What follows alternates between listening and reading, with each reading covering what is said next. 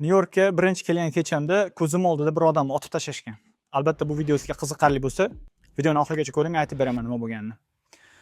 Men birinchi Nyu-Yorkka kelganimda New-Jersey aeroportiga qo'nganman va New-Jersey aeroportidan Nyu-Yorkdagi mehmonxonamga kelib olgunimgacha mana 2 soat vaqt ketgan.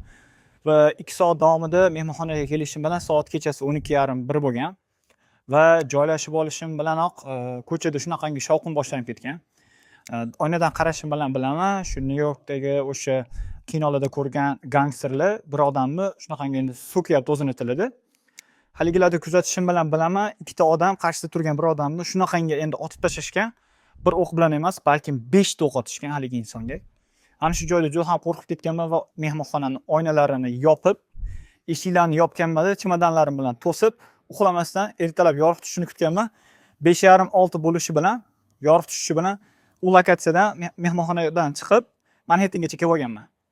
Va o'sha paytda bilganman, men o'zimizda amerikan tilida aytganda gangsterlar yashaydigan lokatsiyaga borib qolgan ekanman. Agar sizga shu video qiziqarli bo'lsa, izohlarda belgilar qo'yib boringlar. Yoqqan bo'lsa, men shunga o'xshash videolar sizga tayyorlab boraman. Hammaga rahmat.